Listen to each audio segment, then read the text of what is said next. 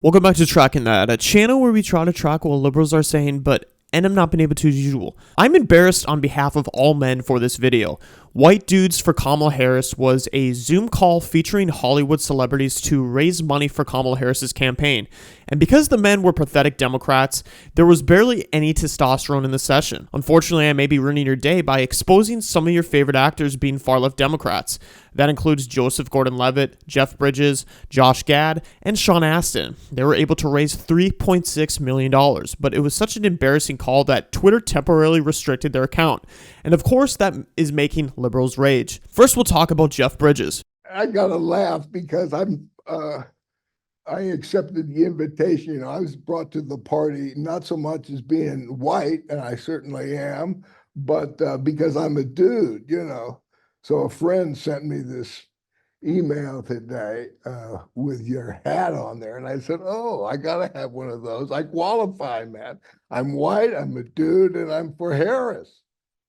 So wonderful to be here. And I dug what you said, Maurice.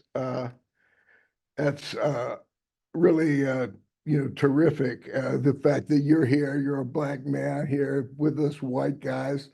I had no idea that this whole thing that we're up to was based on what? Black women for Harris, right?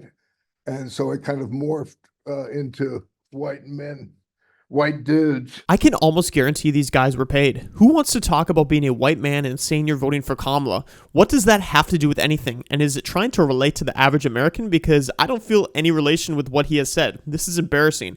And sadly, I know a lot of people like Jeff Bridges because he was in The Big Lebowski. Sorry to ruin your day. Next, we have Joseph Gordon-Levitt, who was in Inception and Dark Knight Rises, two of my favorite movies.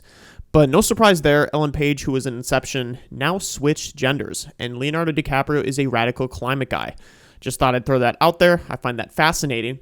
My guess is that Tom Hardy is a Republican because he has the decency to avoid politics, and a lot of actors don't like him. But anyways, Joseph Gordon-Levitt went on a 5-minute rant complaining about Trump being a businessman. Mr. Schiff, Adam, you're a hero. So I want to talk for a little bit about business. And that's the con man. And I know there are also con women too, but if we're really honest, in this white dudes group, most of the biggest, baddest cons in the world are guys. So let's just say con man for short, right?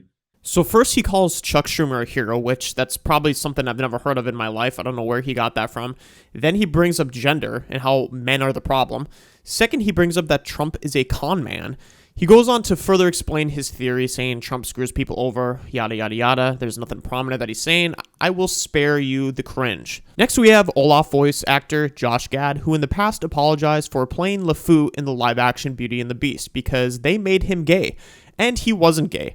I'm not sure if you guys can recall that feeling you had on the night of Tuesday, November 8th, 2016.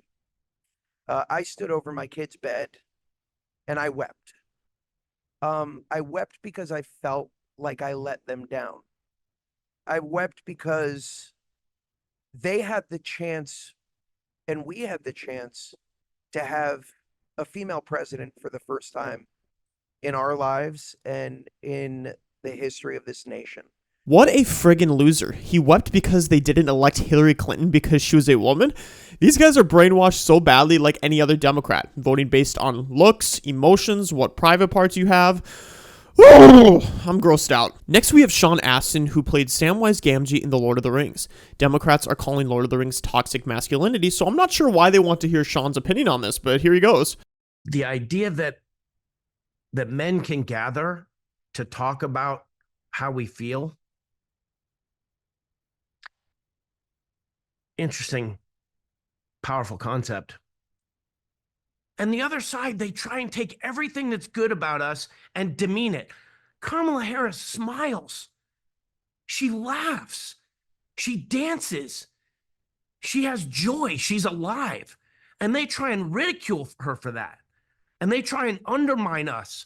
So we turn this into some weird therapy session and then praise Kamala for smiling, dancing, and being alive. I have nothing to say about him. This is ridiculous. We only roast her because A, she's creepy, B, she's a people pleaser, and C, she's a DEI hire that no one liked even when she ran for president in 2020 and she was kicked out by Tulsi Gabbard. And her record is garbage. Not just because she cackles like an evil witch. And there's other clips of people being in the call, basically just shitting on white men, and I'm not even going to show it because it's just too embarrassing, and that's probably why they got banned on Twitter. But anyways, guys, let me know what you think about all these actors' opinions, and make sure you like, comment, and subscribe. Thank you.